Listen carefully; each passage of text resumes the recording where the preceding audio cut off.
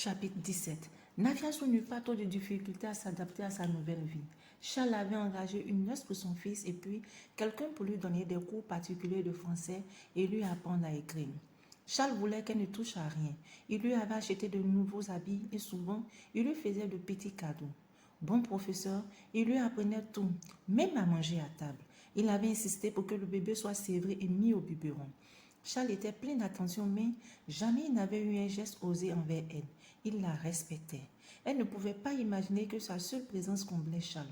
Il était visiblement heureux. Il était amoureux seulement. Il avait décidé de laisser le temps à Nafiassou de le connaître, de l'aimer sincèrement. Il le ferait des avances plus tard. Pour le moment, il ne voulait pas l'effrayer car elle risquait de mal le juger. Il croyait en sa bonne étoile et il gardait espoir. Nafiassou embellissait. Sa chambre était douillette et elle s'y plaisait.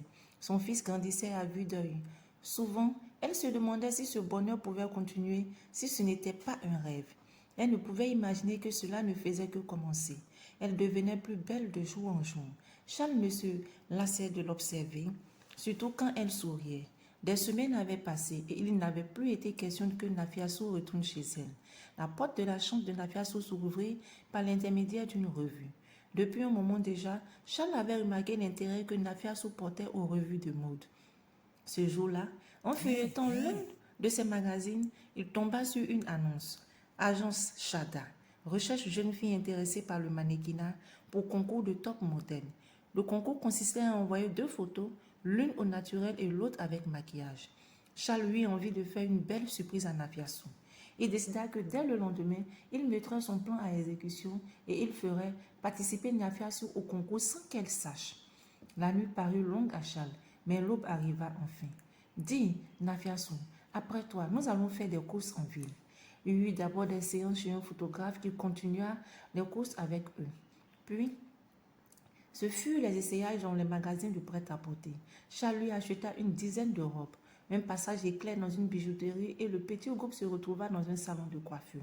On procéda à la transformation de la jeune femme, sous le regard excité de Charles qui s'amusait visiblement de sa manigance. Nafiassou intrigué, mais se laissa faire. On la pomponna, l'épila, la fit passer sous le casque. Ensuite, les jeunes coiffeuses lui enfilèrent une robe en mousseline noire extrêmement sexy et qui laissait entrevoir la naissance de ses seins. Au fur et à mesure qu'on la coiffait et la maquillait, la petite villageoise cédait la place à une jeune femme sophistiquée. La petite assemblée était perplexe. La jeune femme était belle à couper le souffle. Une lueur étrange brillait dans les yeux de Charles. Un instant, leurs regards se croisaient dans la glace.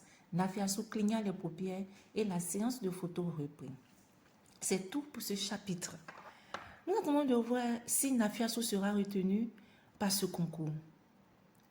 À la prochaine pour le chapitre 18 pour savoir la suite de ce passionnant roman.